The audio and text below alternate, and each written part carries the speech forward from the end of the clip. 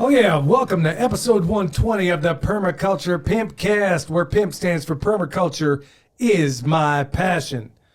All right, this episode is always brought to you by Hickory Ridge Soap from TwoOldCrowsHomestead.com. Turn that sip into a pimp. Bam! Also, Heaven's Harvest 10% off with promo code PERMA, P-E-R-M-A. Get all of your supply needs taken care of over there. Trust me, them seeds are off the meat wagon, and so is their meat. It's actually off the meat wagon, but it's in, big buckets and all that kind of good stuff. So anything that you can't produce yourself, you might want to consider. Folks, I'm not saying this to sell product. I'm telling you because it's getting real, and some of the people that are more normies in this space are even starting to wake up. We're going to discuss some of that. Anyway, how you doing, son? Pretty good. A little irritated with the computer. It started messing up again right before we started recording. And then all of a sudden it started working right after I did a little silent prayer over here, which he's just now finding out himself. Yeah, I didn't even know you did that. Yeah. Funny how that sort of thing happens, huh? Anyway, if you would like to tip a pimp, go check us out on the Fountain app. You can listen to all your podcasts over there. And if you would like, you can drop some sets to a PIMP. Once again, permaculture is my passion because people are so easily offended these days. Yep. Got to point that out. I mean, easily offended. What is it? You get another email about the Pimp Daddy thing? Yeah, a lot of that. I get that stuff from time to time, and it's just people that don't realize, strangely enough, people, I think, don't know what an acronym is. Oh, yeah. They see it in the title where there's P, period, capital I, capital, so clearly so it stands for something. It's an acronym. But people don't get it. And in fact, when I write back and say, well, it's an acronym, it stands for this, about 50% of the time it's going to be, I don't care. I'm already pissed off. Right. And the other part of the time it's going to be, oh, I didn't know that. I'm like, it's right there in the title when you clicked onto it. But it's all good. All right, we're going to jump straight. Now, look at this, Dad. Now, Siri is randomly popping up on the computer. All right, now we're back.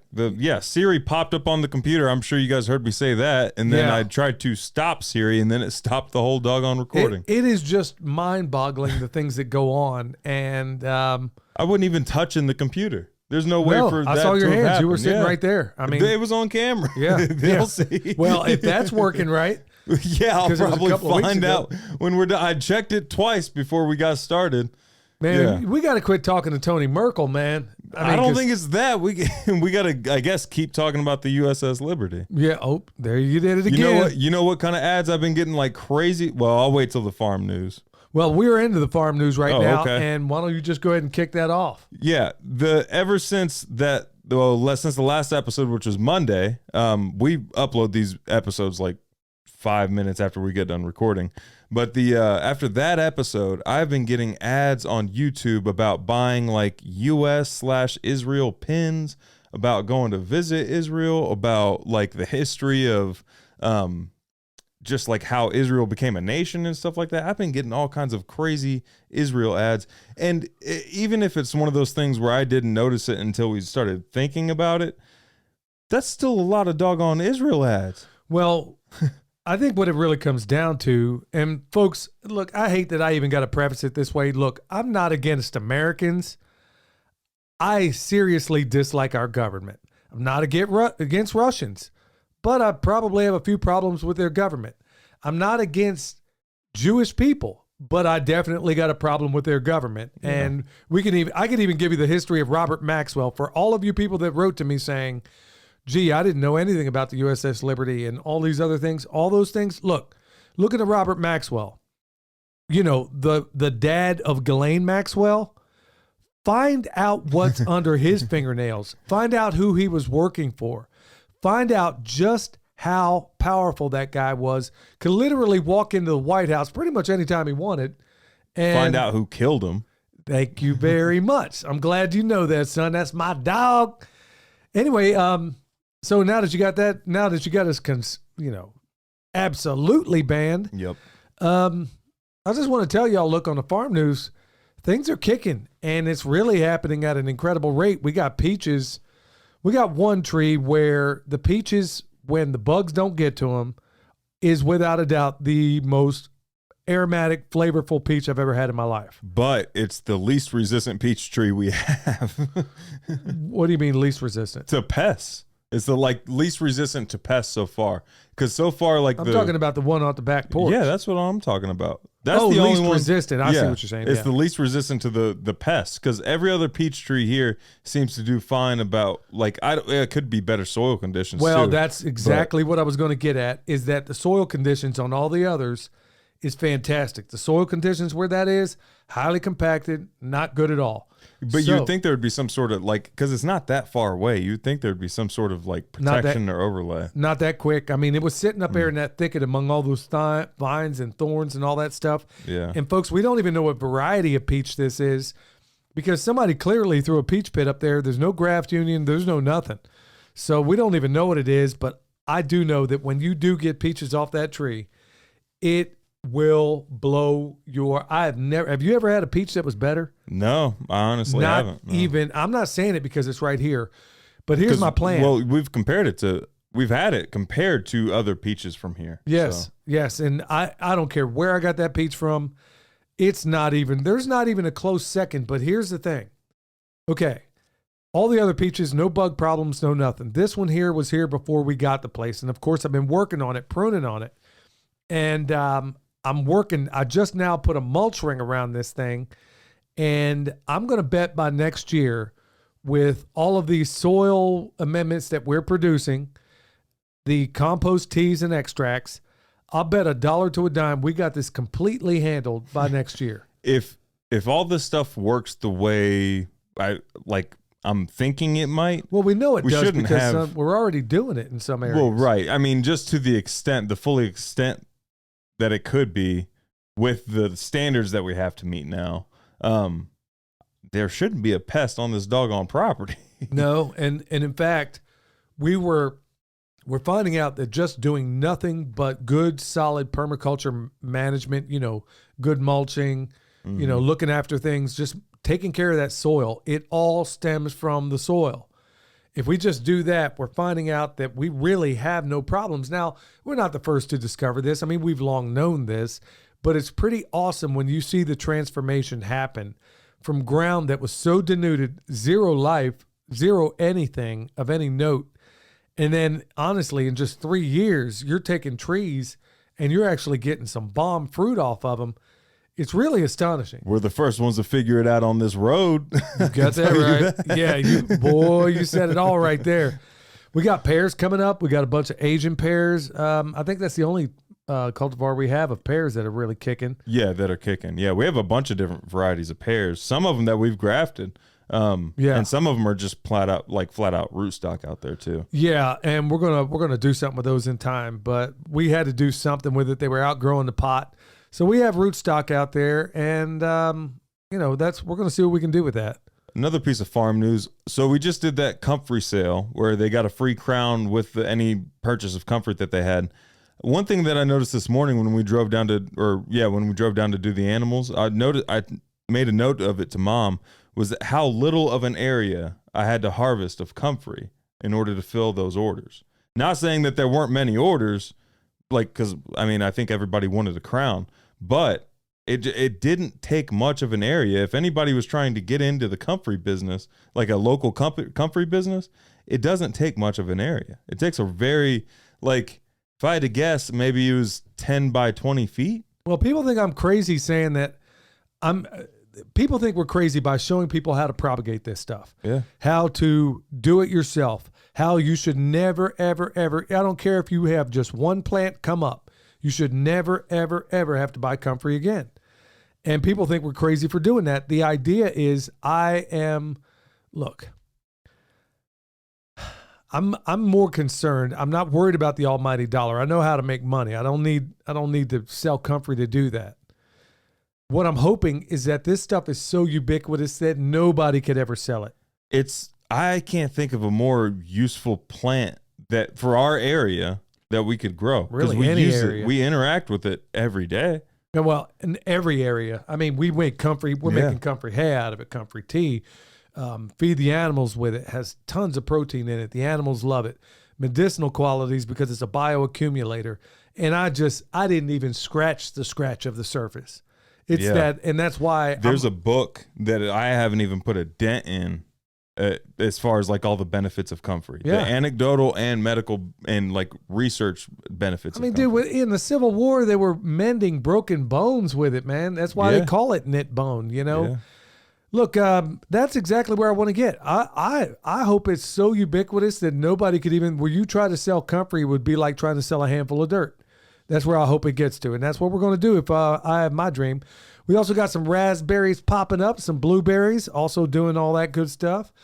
And Those raspberries taste like candy. yeah, I ate some more this morning. They are really something else. I don't know what's happening with those blackberries. I haven't seen any of those as of late. Those I think already passed. Those Well, I haven't seen them we- at all this year. Is what I'm getting at. There were some up on that fence line with the donkeys. There were a few. There weren't like a whole lot. Maybe the donkeys kind of kept it in check. Well, but- and as we're improving that soil over there, blackberries ain't coming back. well, I think some of the silvergrass might be receding too. Not in that really bad area where that sourwood is, but some of the lower areas and stuff.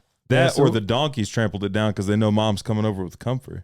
Yeah, so that's another thing. Yeah, feeding those donkeys over there.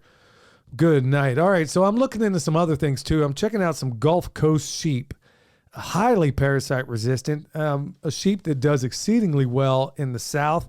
So for some of you folks that are down there in the deep South, you're thinking about sheep, they're highly endangered also. And I know some folks around here that have some. So I'm thinking about maybe kicking in some of those genetics over here and seeing about what we can do. But a lot of people in the deep South are thinking, man, I don't want to deal with them, man. You always got to worm them. You got to do this. Yeah. Well, there is that, these are some sheep down there. These are some sheep that are practically indigenous down there at this point. They do exceedingly well down there. So I'm thinking about crossing up some of the genetics around here and seeing what we get out of the deal, just to kind of play with it, see what's up. And, basically what we want is something, if you are high maintenance and you're an animal, this is not a great farm for you to be. Right. Because you're probably going to wind up in a pot. And look, y'all, I'm not trying to be flip here. I'm just telling you straight that if you don't straighten out your genetic issues or get rid of the ones that do, the last thing on earth you ever need to do is breed them. And why are you paying? They're better off being in the freezer. So we got one for sure we're going to do that with. But yeah, and that's another good point is that you don't have to do it immediately either. You can wait till the temperature cools off. You can wait till you're ready. You can wait till the animal's already a nuisance. You don't have to make it a further nuisance by hurrying up and rushing into it. Unless you think there might be an injury waiting down the line. Yeah. So you want to be careful on all that.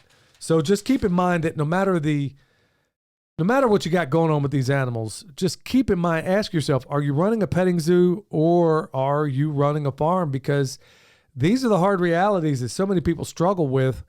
You get attached to these animals, you want to name them, and I get that. Well, I don't get it, but your mom, she's kind of fallen prey to that a time or two or three or more. Well, I get attached to them, but I can turn it off when it's time to eat. Yeah, that's well, there's the difference, and not everybody's geared that way. Yeah. All right, before we get into bad news, good news, remember we got the Kentucky Sustainable Living. That's going to be a festival October 28th and 29th. We're going to be there. We got some other festivals coming up too. Not sure to what extent we're going to be there at some of these others, but definitely going to be there. Remember, they're going to have a VIP dinner, and the proceeds will go to Veterans for Child Rescue. So, folks, I definitely want you to keep that in mind. I mean, with all these things that are going on right now, man, it's just heartbreaking to think that the number one quote product coming across those borders right now is children. And by and large, most people don't care. If I had any criticism about that movie, is that it didn't at all shine the light on the elite that are involved in this thing. I think it probably set it up for a good part 2 and 3. We'll see if that ever happens. Yeah, I think that would be a really good way to portray what is actually going on. We'll see if that ever happens. But speaking of part 2, I'm sure there's a number of people out there wanting a part 2 to the last video we did.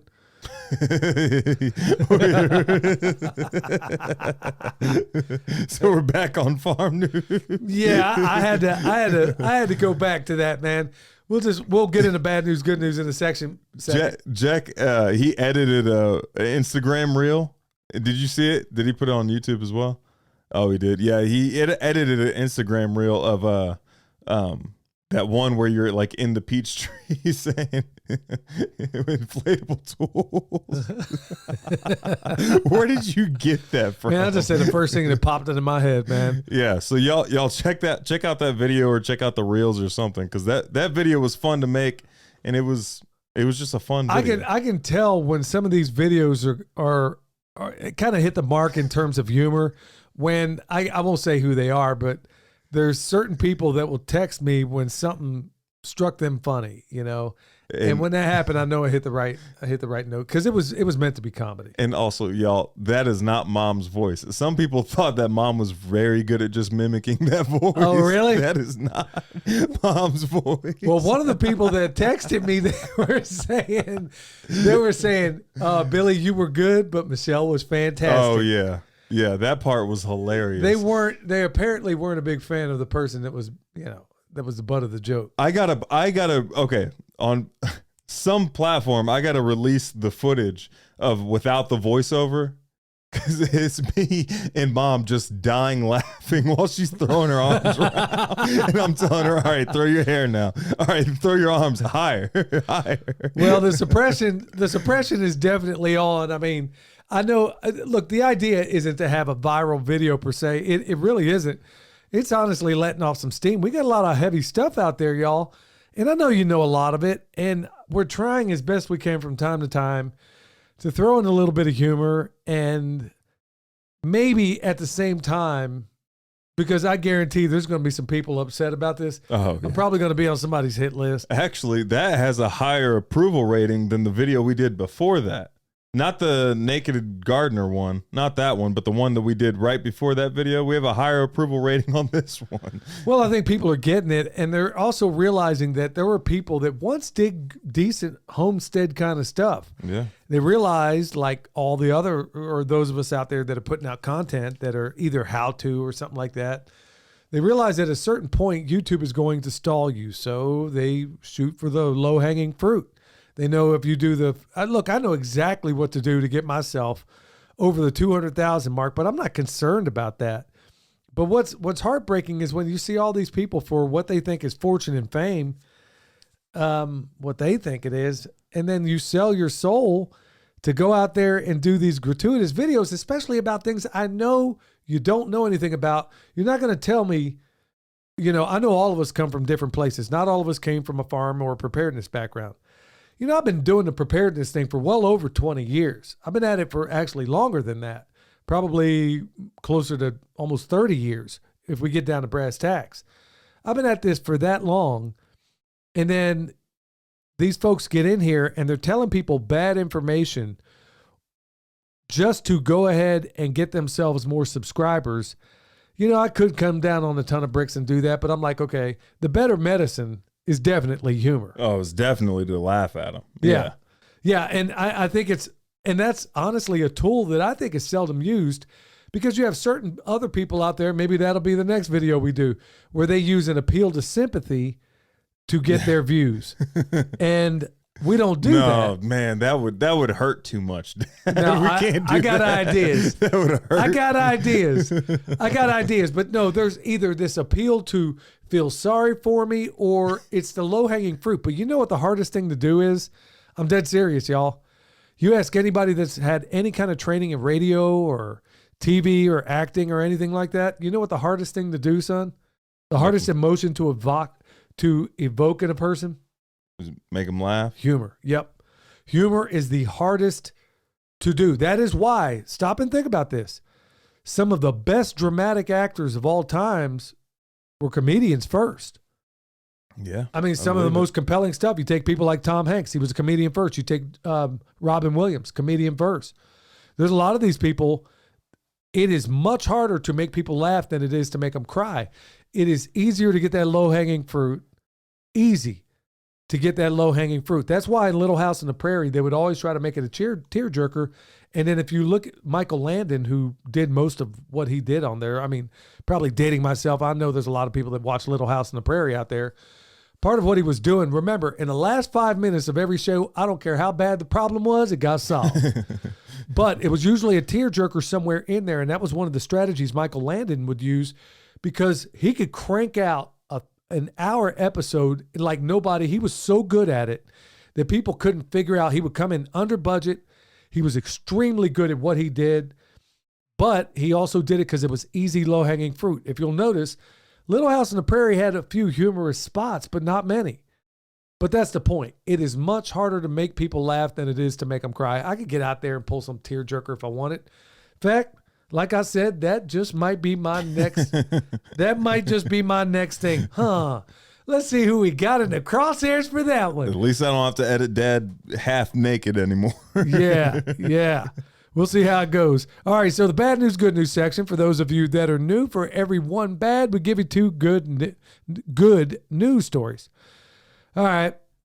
Well, this first one is definitely Hawaii. Yeah. That's the bad news. Man, there's so many stinky things going on there. And then James Strand over at Strand Farm, a consummate researcher.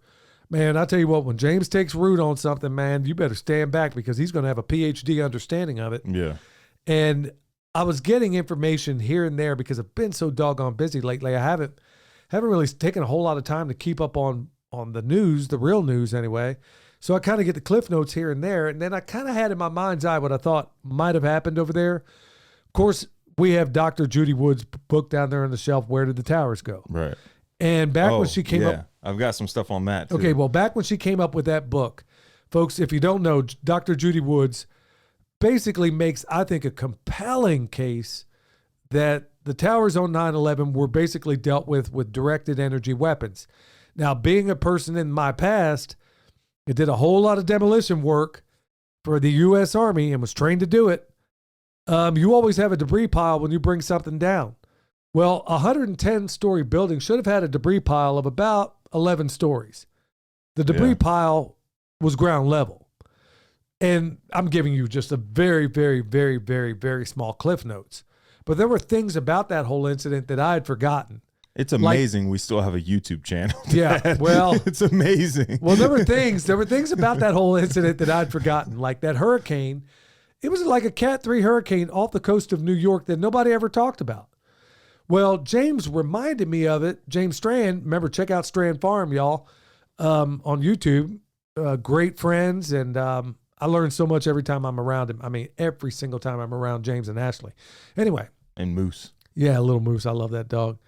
Anyway, man, you got me thinking how cuddly Moose is. Yeah. Yeah, he's all cuddly. She's all cuddly. Anyway, check this out. Well, that Cat 3 hurricane that was off the coast of New York that barely nobody ever talked about, the same sort of phenomenon kind of happened near Hawaii. And I didn't think about it. James brought it up. You got these death tolls over there, not letting in anybody at all. Yeah. And then there's a whole gang of anomalies over there. But the most tragic part is all of these kids that are absolutely dead. And they're talking about a Trump indictment. You're talking about, and this whole time Biden's laying on the beach himself in Delaware. Yeah. He's over there shading his NUTs out on the beach in Delaware. And they ask him, and he's like, whatever, just kind of blows it off. Are you kidding me? Yeah. So he could be wearing bathing shorts and still sunbathing his NUTs. Man, I'm telling you what, dude. I can't say what I'm thinking right now, but I know a lot of people out there are. Son, you have an opinion on this? Yeah, the Maui. Okay, so Mountain Dew, DEW, came out with a drink recently called Maui Blast. No way. Yeah. Came out with, I don't think y'all heard that, but Dad said no way when I said that. Maui Blast, DEW, directed energy weapons. Yeah. What are the chances of that happening? And then none of these celebrity houses in the same area got touched. All these vehicles and metal structures are melted down to the ground, but there's green trees around it. I can light a bonfire full of wood out there, and trees are going to start turning brown, or at least catch fire. If you want to check out the work of Dr. Judy Wood, look, first of all, there's about a 45-minute documentary out there. It's called Irrefutable. Son, hopefully we can attach that to this video here. I can try. Irrefutable. They practically scrubbed that thing. I think I know of one place, maybe on BitChute, I can find it. Yeah, that's what I was thinking. It's called Irrefutable. It's a 45-minute documentary, and I want you to look at what happened there on 9/11. Then overlay it with those fires in California. Then overlay it with what happened in Hawaii. And folks, I'm giving you just a small. It seems to be in this audience, there are a fair number of researchers out there that, in fact, judging by the responses I've gotten, a number of people are actually going out there, putting foot to butt, finding this stuff out for themselves. And, that's the bad news. And it leads me right into the good news, because now all of a sudden, whereas child sex trafficking was not even in the zeitgeist for the longest time, and we were screaming it from the rooftops, now all of a sudden directed energy weapons are in the zeitgeist, and you couldn't bring this up in good company, certainly around the time that Dr. Judy Wood came out with it, because, in fact, one of her videos, I mean, it's like 3 hours long. Man, you sit through this thing, and you will think, she will absolutely prove to you how the dustification, that's what it was. It was dustification that happened. And weird, crazy anomalies through the Hutchison effect, where cars are flipped upside down and strange things happen. All the metal's burned, but the glass is still in the car. Rims are burned out, but the tires are still there. Door handles burned off, gone, but the rest of the vehicle's still there. All these things that happened, all these same anomalies that happened on 9/11 seem to be happening in these other places, and they seem strategically done. And if you're wondering like whether or not directed energy weapons are legit, it was a confirmed, open, known thing whenever, I can't remember if it was China or Russia that was melting a new pathway through the Arctic Circle. This happened before we moved to North Carolina. This, like Clyde Lewis was reporting it, and it was an open, like, knowledge thing. It wasn't even a secret. Yeah, but everybody is so willing to dismiss, conspiracy theory. Look, it's just conspiracy. Yeah. And it's just, I mean, but that's actually the good news. That's where I was going to say, people are waking up. Sadly, like, me and Pastor Lon text every once in a while, and it's like, man, I'm starting to think that starvation is the only cure to this level of depravity. But, and to a certain extent, I still believe that. But when I'm hearing all of these people on the hardcore left, now they can't seem to figure out the reasons why, but they're saying, I mean, you're seeing all these like TikTok videos. I don't have TikTok, but well, I don't either, but they're reels. Like people copy and paste them from TikTok to Instagram. Right. And I'm seeing them on YouTube, and people are saying, look, this is ridiculous, man. This guy's holding up a bag. He's like, man, this is $100, man. This is going to feed me 2 days. And then another girl pops up and says, I'm working 3 jobs right now and I can't make ends meet. Sadly, it's that crucible of hard times that really make people start. Now, these young folks, I'm concerned less for them than I am the people that are on fixed incomes. Yeah. That is what keeps me awake at night. That's what bothers me. That's what really worries me. And it really worries me in the dead of winter when some of these people don't have the money to pay their heat bill, but we got money to send on over to Ukraine. Or when their pride gets in the way of trying to help them. Yeah. Like, I mean, that happened the other day to me at Ingles. I was trying to help this lady, and she like absolutely Did you talk about that on the pod? You didn't talk about it. No, I didn't talk about it. There's this lady trying to buy, she was trying to purchase like baby formula and a bunch of other goods and stuff like that. And she was an older lady. And I was thinking, well, like if this isn't the opportunity just slapping me in the face to, do some form of tithing. And like the lady just absolutely refused to accept any kind of help. She was like, I pay my taxes. I should be like her card wasn't working. So I don't know if it was some sort of like food stamps or something like that, or WIC, or I don't know. But she's like, I pay my taxes. That it just kept going on and on. Anyway, she didn't get the formula, and she wouldn't let me help her with it. She wouldn't let me help her with any of it. But you just can't help some people. Well, there was, man, I don't know how to say this without, okay. So from time to time when we're able, we do things. And I had the same exact thing happen to me. I handed a gift card to a lady. I could tell if they got a bunch of junk in their basket, I'm not going to give them a gift card. If you got ho-hos and formula. Right. Yeah. If you got ho-hos and ding dongs, man, kind of looking at what you got in the cart. I mean, if I can see there's some, I could tell by what she had in there. She's working on a budget. I handed her a gift card and I said, and I don't stick around. Like I'm not wanting I'm too embarrassed to wait for you to thank me or whatever. Right. So and this lady yelled, "Why are you giving this to me?" And I'm like, I didn't even have the wherewithal to say, well, I'm like, okay, man. I didn't even know what to do. I'm like, okay, man, I just wasn't prepared for that. So the conversation ensued a little bit, but still it was the same kind of thing you ran into. Yeah. And I understand people's pride is going to get in the way, or maybe I assume that maybe they're having trouble when they aren't. And I was as quiet as possible. I don't even think the lady behind the register even understood what I was doing. And then, it was just weird. And then also at the same time, I was trying to save time because the lady was already moving as slow as possible. And with this added thing of her card not working, the manager had to come over and all this, it ended up taking like 3 or 4 times as long. Well, yeah. So there you go. I mean, we won't let that stand in the way of trying to do the good work that the Lord would have us do. Okay. So that was good news. People are waking up. Directed energy is now on the lips of a lot of people out there. Yeah. The economy is getting worse and worse.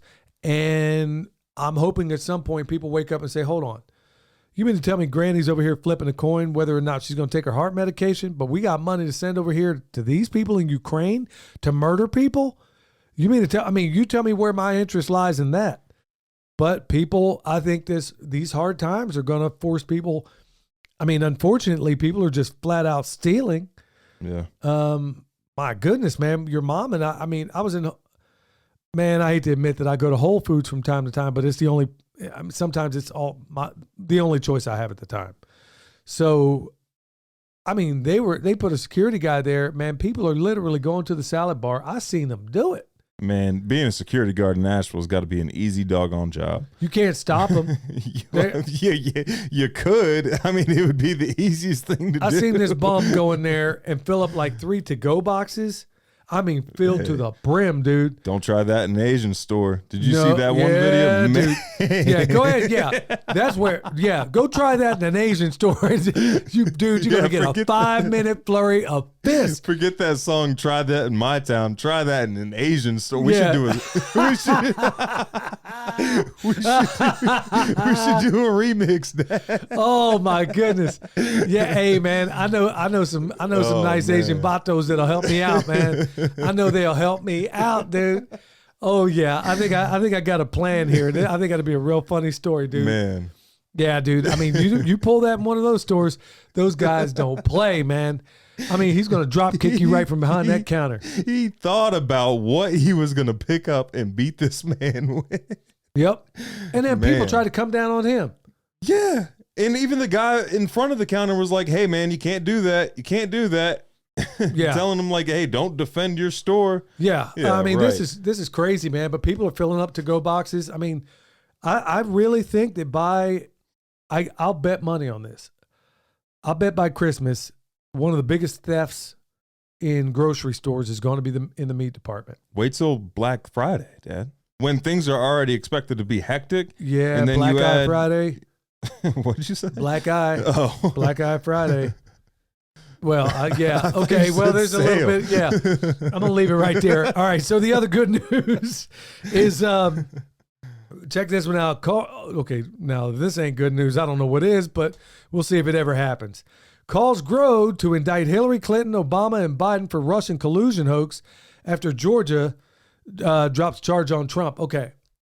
So we now know 100% without a doubt it was and if you don't know, folks, you're getting your news from the wrong place. This is 100% fact that this happened. It was a manufactured lie and they got away with it and they're still getting away with it. All the chefs are crapping their pants right now. Yeah, boy. I'll tell you what, I'd hate to be on the staff in the Obama or Clinton household. Mm-hmm. Man, dude. The Clintons have killed more people than smallpox, man. And they're still getting away with it. Bodies are still dropping every time. Man, I think I'd be heading to the hills somewhere. But anyway, we'll see if that actually happens.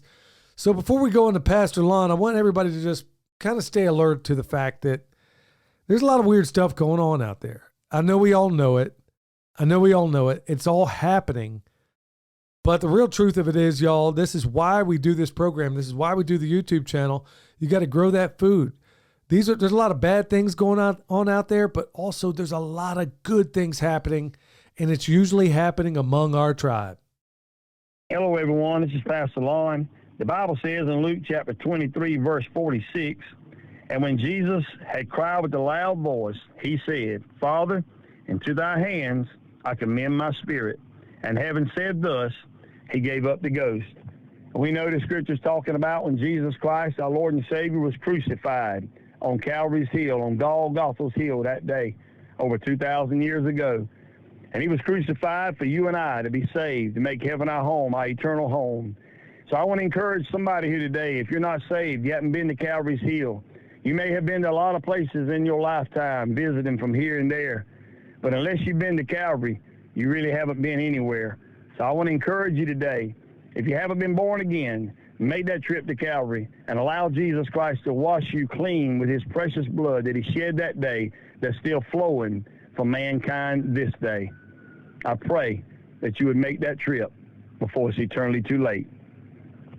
Amen to all that. Yeah. Yep. So, folks, I just want to echo what Pastor Lon said. Read Romans 10, 9, and 10. It's really that simple. Thou shalt confess with thine mouth the Lord Jesus, and shalt believe in thine heart that God hath raised him from the dead, thou shalt be saved.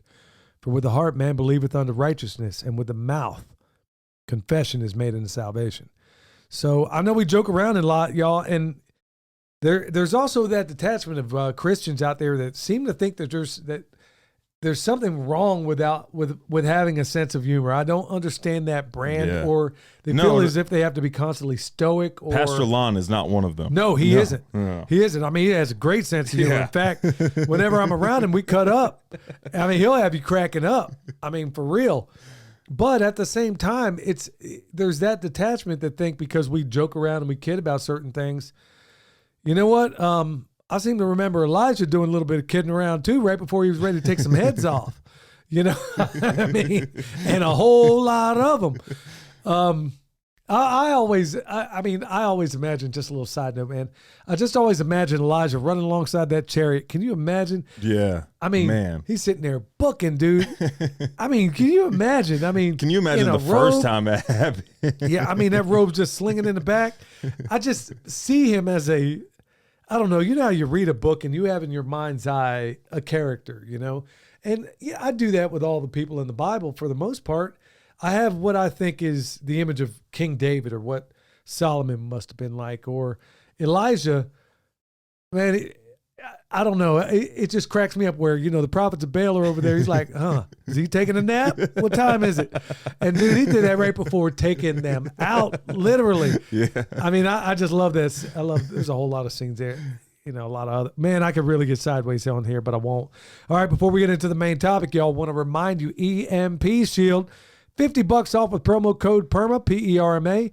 Remember that EMP Shield is not just to protect your vehicle should something jump off. Now, if it did, you would be a doggone fool to go grocery shopping after something like that went off. No, the EMP Shield is on my vehicle to get me to the crib, to get me back to Billy's Jungle Palace of Love. That's what it's for.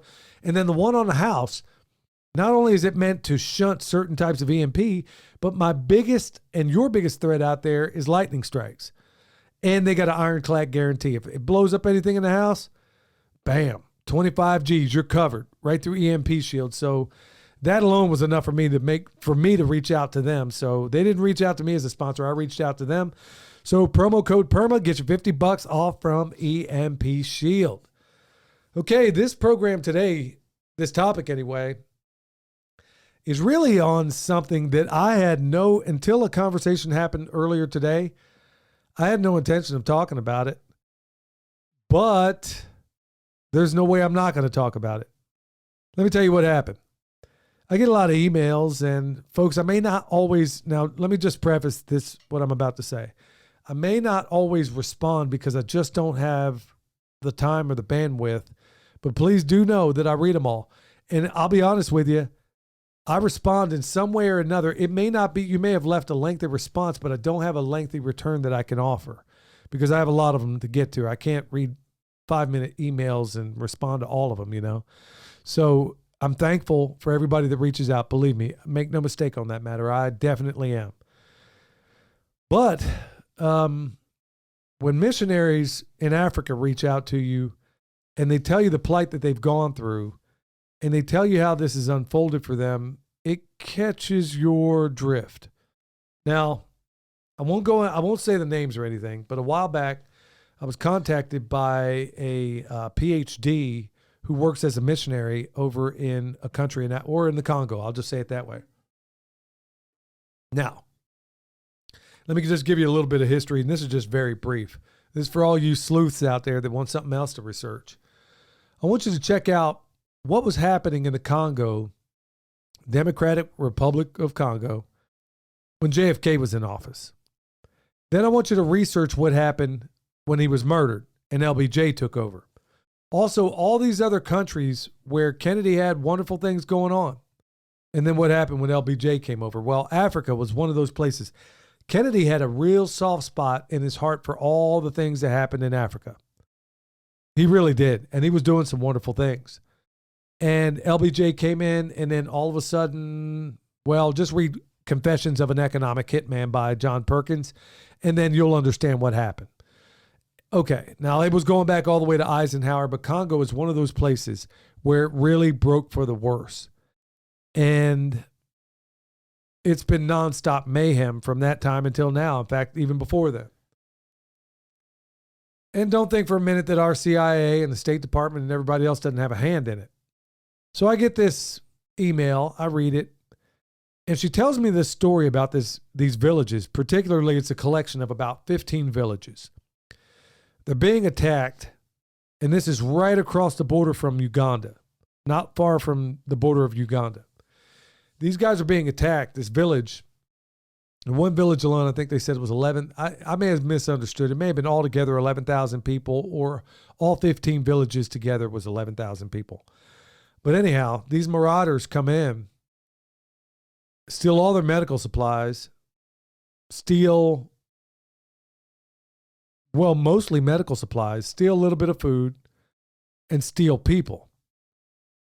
And then what they take the people for is basically because they don't have vehicles, they're doing all this on foot.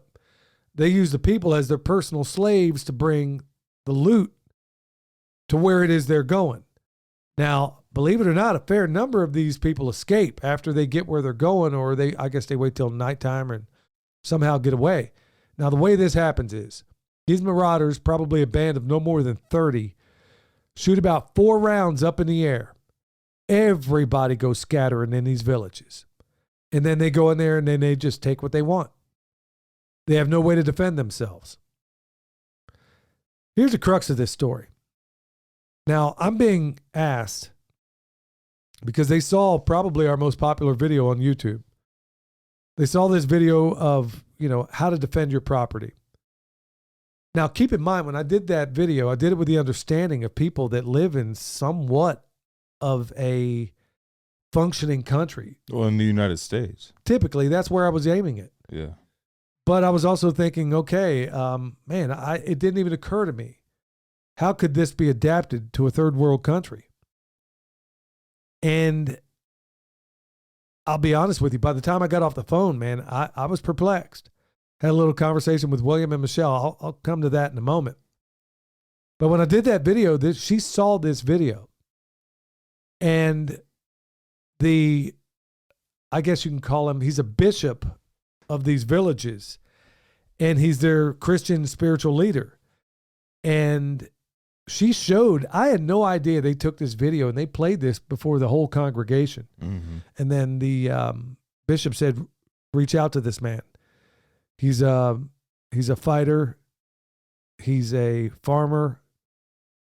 And he's a Christian. Reach out to this man. So she reached out to me. And she basically asked the whole congregation, hey, is this somebody we need to talk to? Apparently they didn't see the latest video or the one with my shirt off, which would probably be okay over in Africa. Dang, Dad. I mean, yeah, look, you got a bit of an insect problem, but you boys are from Africa. You're used to that. Anyway, anyway, all joking aside, I don't know if I can actually make that go aside, but so anyway, they watched that video and they said, reach out to this guy. So they reached out. They asked, hey, can we have a Zoom call? So here I am. They are now in Uganda, and their internet service is better than ours. Yeah. I can't even keep a straight internet. They're literally in Uganda, and they asked if they could talk to me at 9:00 this morning, and they were like 6 p.m.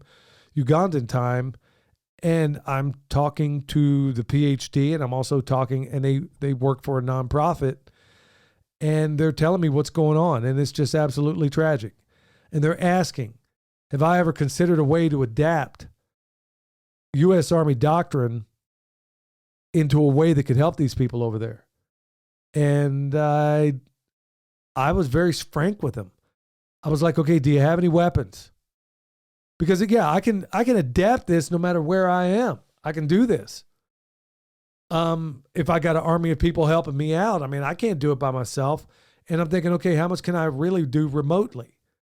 So I'm getting some information. I'm going to touch bases with them again. But here's where the story took a turn. And folks, let this burn into your memory.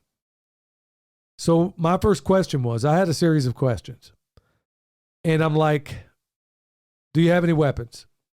She's like, well, they have bows and arrows. I'm like, bows and arrows? Didn't you just say the Marauders have weapons, guns? They're like, yeah. I'm like, can these people get guns? And they said, okay. The one lady, the PhD is actually an American. The other lady in the phone call is an African. She's from one of these villages. And she hasn't been back there in 20 years.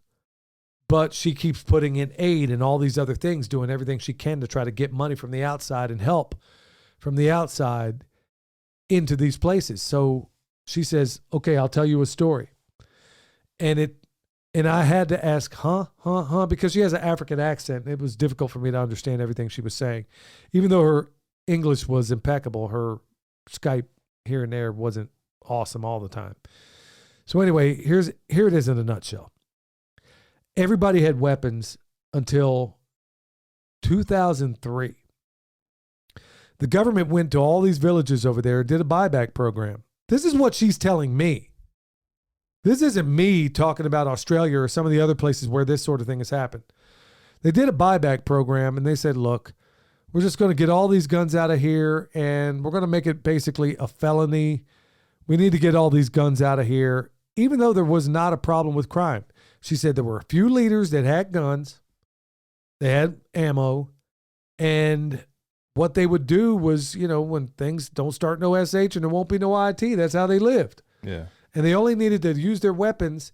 They didn't even do it to dispatch their animals, even though prior to all the marauding and everything else, she said it was the best cattle country in all of Africa. So these marauders come in, steal, rape, steal all their vegetables from their gardens that were out and about, steal the cattle. Now they have no cattle, and the only vegetables they can grow are in kitchen gardens next to their house because they can't go out in the fields for fear that if some marauders come up out of the woods, they just feel like if they can keep their gardens, even though they're not sufficient, in closer proximity, they can at least not be far away when somebody comes up out of the woods holding a gun. Right. Foolishly, everybody turned in their weapons. I'm not going to give you the name of the village or the tribe or anything. What they didn't know is that the neighboring tribes did not. The neighboring tribes did not give over their weapons. To this day, they still have their weapons. To this day, the neighboring tribes are not being screwed with. To this day, the neighboring tribes have beaten back all of the advances of all these marauders. Now, to make something impenetrable, this is military doctrine. You need an obstacle, okay? It can be a wall, it could be a minefield, it could be a ditch, it could be a moat. You need an obstacle. It needs to be observed, and it needs to be covered by threat. Okay, is a bow and arrow sufficient? Maybe when you have 11,000 people on them, possibly. Maybe if you have enough. You had 11,000 wall of arrows. Right. But the people on the other 30 marauders with AKs are basically going to wipe out and take away any will to fight from anybody holding a bow and arrow. And that's where they are. Look, y'all, the moral to this story, the whole reason I'm even talking about this topic is you're already almost certainly, if you have a thinking brain and you're listening to this podcast, so I know you do. I don't care what they offer. I don't care what the incentive. Do not give up your means, your primary means to defend yourself, because now the only people with weapons over there are the people marauding. You give up. You give that up in any way. That's why it says shall not be infringed. Right now, record numbers are buying weapons. We got more weapons in the United States than the entire world combined. Yeah. But with this CBDC, with the next whatever they're going to create, whatever pandemic, whatever the whatever may be, all these guys that I know of that have weapons stacked plumb to the roof, and these same guys have no food put back, you'll be handing those weapons in when they say, look, we'll feed you for a bowl of porridge, you dig? So think very long and hard about your preparedness game. Think about, what if I have no means to use my credit cards? Because that's exactly where we're getting right now. What if I have no means to defend the stockpile of food that I have? Look, this, according to these ladies, this was prime cattle country in all of Africa, certainly in the Congo. And by the way, Africa has more resources than any other place on the earth. Yeah. And that's why read Confessions of an Economic Hitman and then read Vulture's Picnic by Greg Palast, which is basically, it's written by two different guys, but basically Greg Palast is pretty much writing the part two. And you see why these people are in this plight. But folks, there is a profound lesson to learn. If you give up your means to defend what it is you have, you're done. You're absolutely done. You know, a 150-pound man who's a weakling can manhandle a woman at 100 pounds, or even if the woman's 200. Bone structure, all that stuff. But you know what the equalizer is? A gun. Bam. That's what I'm talking about. And that bam was more of a pun, I guess. Yeah. But you get the point. So, folks, I mean, I'm going to leave it right there regarding that whole topic, but I had to bring this up to you today. As they're telling me this, my jaw's hitting the floor. Now, I also am going to ask you people of faith out there to give me some prayers, because I'm dealing with, I don't know that I can help these folks. I don't know that I can. And I don't know to what means I'm able to do it. I mean, my heart goes out to these people that have very limited means. But I'm not sure what I can do here in the highlands of North Carolina. And even if I were to go over there. So I'm reaching out. In fact, right before we started, my friend Thomas, I've known since high school, is actually married to a Ugandan woman and actually lives over there. Right now, he just happens to be in Oklahoma. I'm going to call him back when this podcast is over. So I'm going to get some advice from him. I got my friend Arden, who's in 7 Special Forces Group. See if he knows some folks over in Africa. I'm going to see what I can do to help these folks. I'm going to look at some unconventional ways of doing it. I mean, I'm always talking about permaculture, preparedness, and practical living. I just don't know what I can do remotely. And then I'm going to also reach out to people like Eric Sider. See what he could offer. Maybe, you know, he has the ear of Jeff Lawton. I don't know what I can do to these people, because if there's a security risk over there, if you got weapons and you got marauders coming up out of the woods, believe me, a couple of well-trained people can hand the butts to these banana-eating, bean-farting marauders coming up out of these woods. But I don't know what you're going to do if you have no means to defend yourself. And apparently, the people they did snatch up with weapons, apparently, yeah, they don't get the bad guys, but all the good guys that they threw in the pokey, Yeah. they slapped such a bad taste in their mouth that all of the leadership over there is like, oh, they don't want, I mean, rather be judged by 12 than carried by 6, as the saying goes. So Folks, I want you to pray for me that the good Lord gives me guidance. I'm not always sure what to do in a situation like this. And frankly, if it was in America and I was doing a consultation on something like this, yeah, the solutions are rather easy. I just never considered what it would be like to try to offer these solutions to people that don't have a Second Amendment. So be thankful for what you have. Hey, Eric Sider here with your PIMPcast tip of the day. Today's tip, demonstrate what we want. Permaculture was created because Bill Mollison realized protesting what we don't want was not going to achieve anything. He knew we needed to demonstrate how to live sustainably on this planet. It is a waste of your time and energy trying to convince people they must change. Like Jeff Lawton says, don't go bloodying your knuckles on doors that won't open. What we need is examples and demonstration sites everywhere, and for everyone to share our happy little accidents and our sad little failures. We don't need to waste any time making the same mistakes. We have all the knowledge and technology we need to live sustainably on this planet. We just need the will to do it. You can find me on YouTube and Instagram at Eric Sider. If you're in need of permaculture t-shirts or remote permaculture consultation and design, head over to ericsider.com. That's my dog right there, Eric. He's going to be over there later this year in Jordan. I was kind of hoping to go with him to go to the Greening the Desert site, but I'm going to have a little grandbaby running around, so or maybe not running around at that point, but quick. yeah, I'm trying to stay here. But he said a mouthful right there, really on the heels of what we were just talking about, son. Yeah, especially with not trying to convince other people. Yeah, I found out that the worst mistakes I've ever done was trying, and you were there, trying to convince people that this lifestyle might be in their best interest. Now, these same people, it was like that Snoop Dogg song. They got some Seagram's gin. Everybody got their cups, but they ain't chipped in. So they'd be around for harvest, but they weren't around for the hard part. So that was one of the rubs about teaming up with people is that, yeah, they're there for harvest, but they ain't there for the hard work. Right. The maintenance part. Right. But like Eric's saying, as far as, okay, here's a prime example.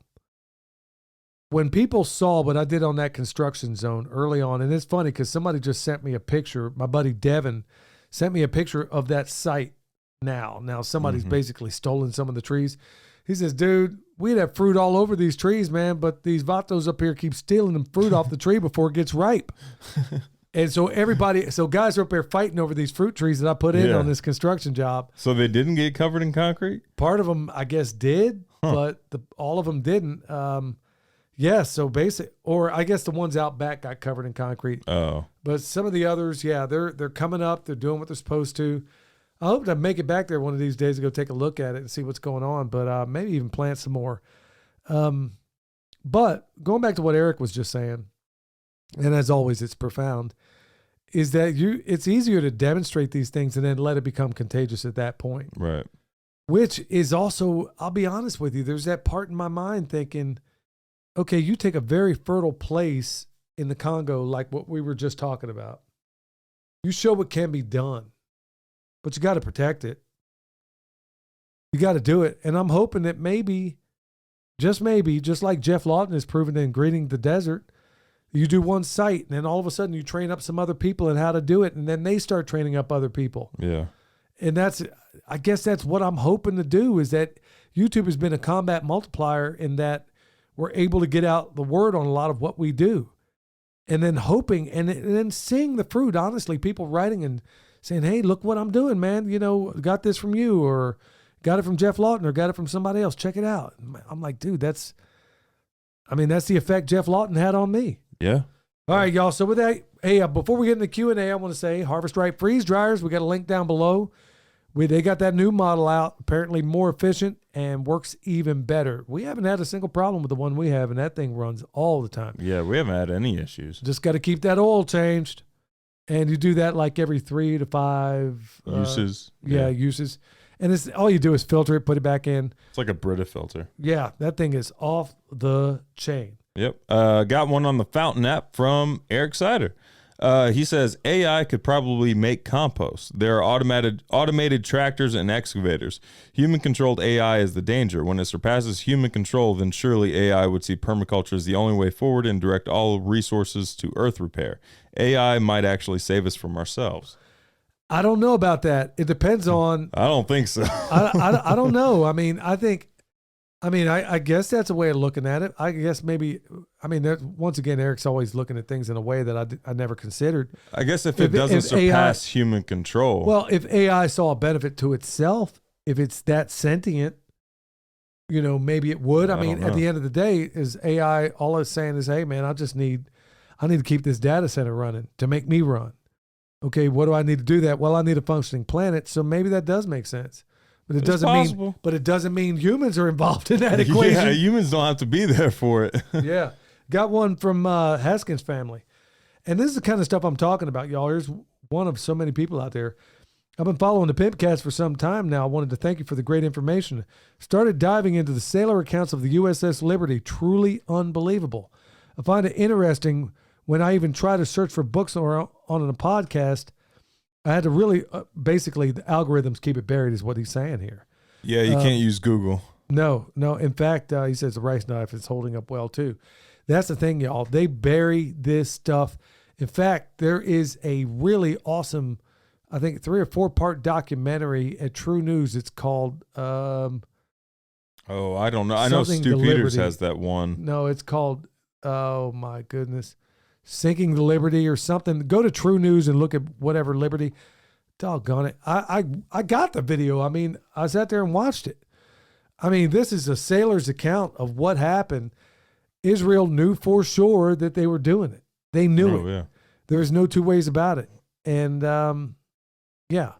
And despite all that they tried to do to sink that, like I said, I'm coming down on every government. And their government, despite what some people want to believe, is just as wicked as ours. Maybe in some ways even just as bad or worse. Got one from Rag3AF. Immortal Technique. You're the only other person I've heard talk about him besides me. Been going back on his music recently. Yeah, we can't play much of his music for like transitions and intros on the podcast. Yeah, well, we tried early on. Yeah, we tried, but there's only like, I think, collectively 45 seconds of his music we can play on here. Yeah, but at the same time, it was always it's funny because I would use Immortal Technique like on some of the electrical jobs I'd do in the past as kind of a barometer to find out just how awake somebody was. Because if you would play it and they would say, oh, he's all right, you knew they didn't understand a word he just said. Not a word. Yep. And then if they were like, whoa, he's talking about this, then you knew that person was awake. Yeah. Yeah, so it was a pretty good barometer. Heard he's gone, didn't you tell me he's gone a little bit woke lately? Yeah, he's gone woke. If you listen to, even in his music though, he was still like a socialist. Yeah. But yeah, he's gone even further woke. Or I don't know that he's gone woke, but he's using whatever technique he wants to further his message. So he'll agree with whatever because he can use it to pivot into his message. You see what I'm saying? Yeah, I haven't listened to any of his latest stuff, but I mean, Rich Man's World, good night, boy. He spells it out for you right there. All right, I go by Cisco. I want to say you're an inspiration to all of us beginners. Well, thank you very much, Cisco. A little bit about myself. I'm working as a farmhand right now, so I could strategize to build my own property.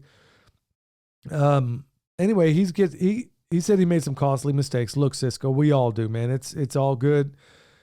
I've lost a lot of money, and I say a lot of money in R&D, in trusting the wrong people, in teaming up with the wrong people. I mean, we've lost thousands, probably hundreds of thousands of dollars if you were to add it all up. But you're doing it in the right order. Yes. We didn't seek any like apprenticeship or anything like that until after we started homesteading. Yeah. It was ready, fire, aim in the very beginning. Yeah. And, but hey, we stuck with it and persevered. So yeah, you're going to do just fine. So he says, let's start with, am I incorrect in viewing a farm like a military operation? And, I actually view it. It's a very good way. Cisco, I never looked at it that way. To a certain extent, yes, in terms of operations, but I think a more efficient way, well, I don't know. I mean, Look at those people in Africa. You know, yeah, you might have to look at it that way. It may be tactical permaculture, which is well, I won't get into that right now, but the point of it being is I think you're going to work out a little bit better if you can view your project as a construction project. To a certain we're looking for efficient systems. Yes. Yes. Well, the military is actually quite efficient when it comes to training people, but is very inefficient in everything else. There's, like my buddy JD used to always say, there's the Army way and then the way things ought to get done. So they're very efficient when it comes to training. I mean, very, very efficient when it comes to training, but highly inefficient to other things. So I would suggest that you look at how things break down on a construction job because they have to be efficient. Otherwise, the contractors don't make money. So there's parts of the Army you can put into it, like planning, you know, the 5 principles of patrolling, planning, recon, control, security, and common sense. You could take all that, put it together, and to a certain extent apply that to a farm. But I think you would be better served by looking at it first as a construction. And then, because I don't know how to differentiate the two in my mind. Because in my mind, I'm always looking at every piece of ground, not only as a farmer, but also from a tactical standpoint. I'm like, okay, not only am I asking myself, what will grow well here? What should I grow here? What should I have here? I'm also these days thinking, and actually for quite a while now, I've been asking, how do I defend this? How do I make it hidden? How do I do this in a clandestine sort of way? So yeah, there's a lot there. Stay tuned because I might have a lot written on this very topic in the near future. Got one from Melodious on the Fountain app. I know it's recommended to have a variety of breeds / types of species of tree. Ought we to mix up the rootstock species too, or and should I find several of each root type? You know, that's not a bad tactic. Akiva Silver in his book Trees of Power actually even does a little bit of writing on that very thing. Yeah. As far as switching up your rootstock, a lot of people will find out what's best in their area and go with it, and there's nothing wrong with that. But I think it's funny you mentioned that because honestly, I was thinking about doing the same. Man, I'm not trying to hijack your idea, but when I had on Allison the other day, and that Russian apple I could never think of. I was thinking about using it for rootstock. Oh, yeah, I can't. In addition to some of the M111 rootstock I have out here, but yeah, I think what you asked there is a consummate definition of permaculture. But keep in mind that some rootstock, dwarf rootstock, I'm never going to want to do that because it's just not, the longevity isn't there. And you know, standard rootstock, you got to ask yourself: is it going to fit within the confines? Is it going to shade out too much before it's all said and done to where you can't grow anything? So semi-dwarf, does it work there? So you got to also be asking those questions as well. Got one from Kentucky Sustainable Living. Question for you, Billy. I have about an acre of grown-up woods, lots of scrub, cedar, and smaller trees, some bigger hardwoods. Would it be better to have a forest mulcher come in and mulch all of it or cut the trees down by hand than burn them? The goal is to develop silvopasture. I wouldn't burn it. Not there, not inside there. I mean, I would. No, I wouldn't get a forest mulcher though.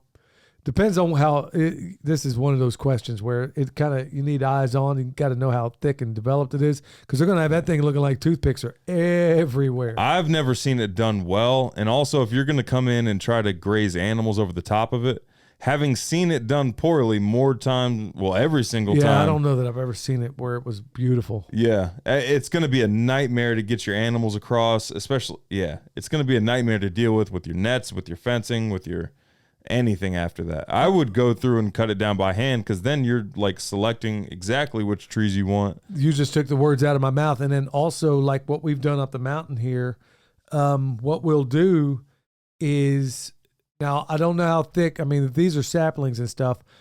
We just lop them down, chop them up in place, and then let the fungus take care of it. Believe it or not, that's a really good. Yeah, there's grass all through there right now. Yeah, so you can do it that way. You can lop them down, let the fungus take over.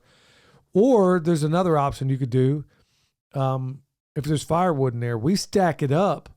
We'll leave it right where it is, stack it up, and then at a certain time of year, we'll go up there, police it up, and get it out. I don't know about them forest mulchers, man. I mean, I've never seen it done.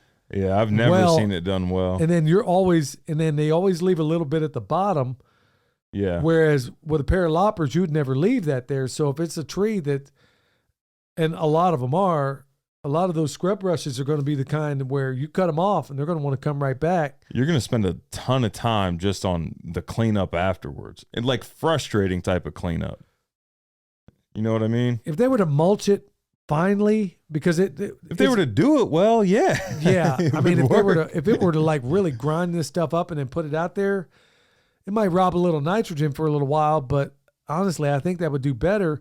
Even what they do will work out, but honestly, I've never seen it done where I thought, there's never been a time where I didn't think I couldn't do it better by hand.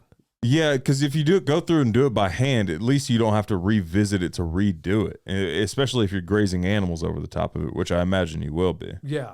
Well, you say in the silvopasture area. Right. Yeah. I'm always going to select to go by hand. It's slower.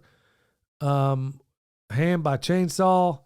I mean, that's really the way we do it. That way I keep everything I really want to keep. Yeah, I'd do it after the leaves have fallen, stuff like that. Just make it easy as possible on you. Maybe run some pigs through too.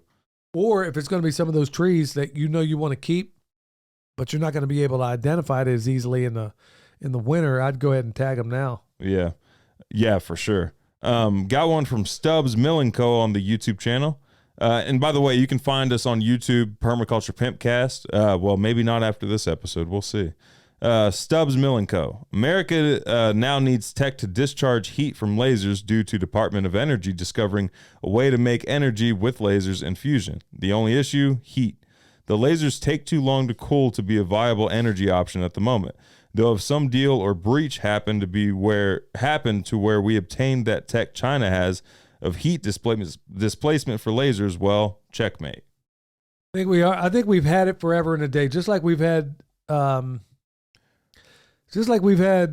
DEW, directed energy weapons. I mean, right. I think like Ben Rich said, it was in the skunk works at Lockheed that, and these were his words, that we have the power to take, we have the technology at that time to take ET home. And I think that was back in the 80s. But he said everything's tied up in black projects. I think we have Richard, good night. He's a ufologist. Man, I'm really going to dislike myself for not remember his name, but he came up with the term breakaway civilization. And that's exactly what I think we have right now. Yeah. And so I think we have I think we have tech that honestly would seem like magic if we knew the full extent of it. You know, whether Bob Lazar was for real or not, I still think we have that tech out there. I think we have stuff that is so far advanced, so far beyond anything you could imagine. In fact, I worked with a guy once who worked in one of these deep underground military bases.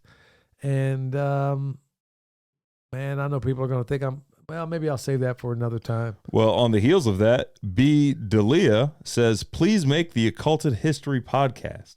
Dad, you've got to do one of these episodes. People are constantly commenting, you've got to do one of these history episodes, even if it's just like regular well, I guess you won't be doing any regular history episodes, but like whether it's that, the occulted history, any of it, you got to do it, Dad. Well, I wonder if that ought to be a whole nother podcast. Hold on, Dad. Hold on.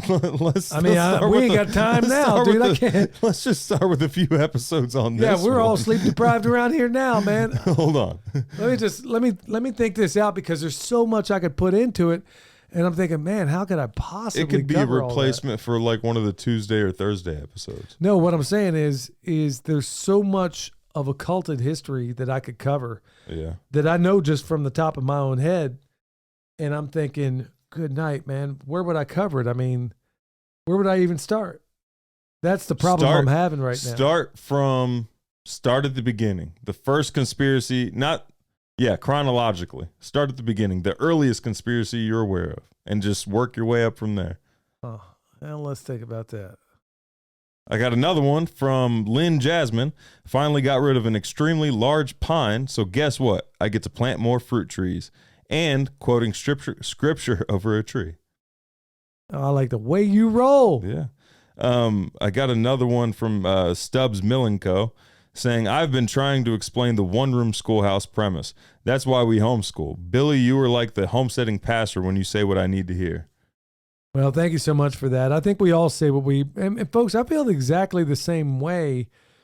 being behind this microphone doesn't give me a greater share of common sense or anything else of anybody else. Believe me, this is one thing I really love. It's hard to get me out of this house sometimes, but when I do go to these festivals and then I finally meet some of you folks face to face, it's like, man, there's no intro required. There's no feeling out, man. Some of these festivals, you've been there. I mean, we'll be talking till the wee hours. Oh yeah. About things like that one time at SOE, man. We were out there talking until the wee hours about a lot of this stuff, and we all. Which is funny because I grew up with this type of, this type of in talk. our house, yeah. And then people are like, at that talk, people were around us like losing our minds that this is being spoken about at a festival freely, and that there's other people that think this way. Yeah, everybody does this within this community, and this is why we need to get together more often. This is why I really love going to these things, and I think I'm going to really love this one up in Kentucky because I'm not presenting. I can actually go there and go to some of the classes myself. I mean, I tried to go to David the Good's class down at this other festival, and I had to get up and leave because this guy was talking to me during disturbing the class, and I'm and I'm trying to respectfully say, "Hey, man, we got to be respectful here, man. This guy's talking up here, Hey, let's get." And then 2 seconds later, I told your mom, I said, "We got to go." Man, we're sitting here disturbing the whole. We ain't, but the guy. Yeah. But that's rare. I mean, 9 times out of 10, everybody's just fantastic. They're wonderful, and then when you see them again, man, it's like a homecoming, and it's just a joy. But yeah, I feel the same way about everybody out there, man. I don't think that I think it's just because I'm behind this microphone or we got a platform that I think I have a better understanding of than anybody else. I mean, I don't. I just, I'm thankful to be in this position sometimes and feel the awful weight on my shoulder to make sure I try to do everything I can to get it right. Not saying I always do, but man, I sure hope I do. And I pray that the Lord gives me always the courage to admit when I'm wrong, if I do get it wrong, when I do get it wrong. Did you want another one? Yeah. Got one from H. Sinclair. Higher functioning slave. Ha ha ha ha. Perfect. Love it, man. From the last episode, he likes that term. Well, that's all we are. If all you know how to do is read or take instructions, you're just a higher functioning slave. Got one from Janu. Dr. John Campbell of the UK has been talking about excessive death numbers in several countries. Yeah, I'm aware of that. And they're right. I mean, you look at some of these actuarial numbers and it's absolutely awful.